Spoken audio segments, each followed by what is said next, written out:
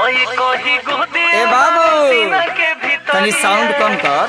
का हो आ पुरनका तो बाजते बा। हई देख नया गाना रसगुल्ला बात को पकड़िएगा।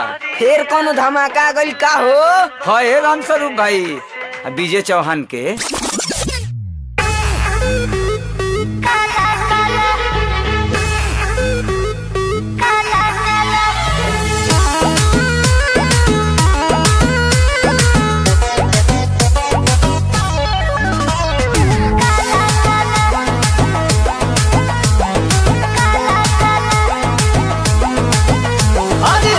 साल बाद तू तो नई हो रे आइलू हो, बड़ू चिकनाई कौन के पसोल खोइलू हो।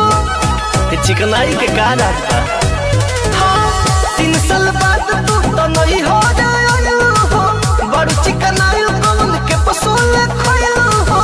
कैसन मिलल बा बलमुआ तोहार की अनेरे करता रुहाला हाला।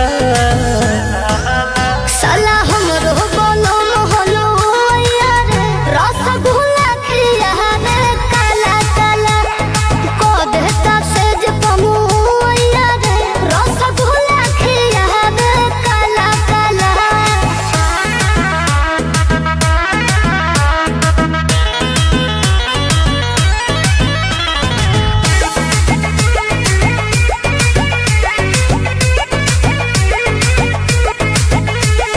मीठे मीठे तब तो बोलो तार मीठे मीठे,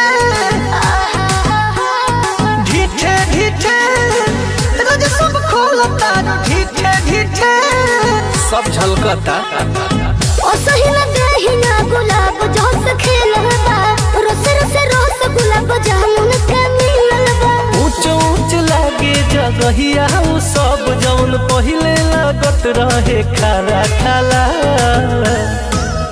साला हमरो बलम हलो रे रसगुल्ला खिया रे काला काला रहे ना मन में तीतैया रे रसगुल्ला खिया रे काला काला।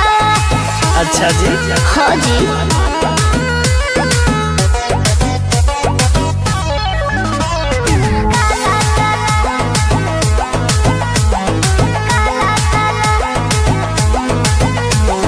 राजे होई तब तो तहार बड़ी राजे होई, मिजाजे होई रोजे रोजे मांगत मिजाजे होई। बिल्कुल बनेला कुछ से भावना हमार लेना देना हो राधा देखिया बसम कहे को भोर छना हो। के बड़ाई तू भतार के यार के करे जामे मारता भला भला।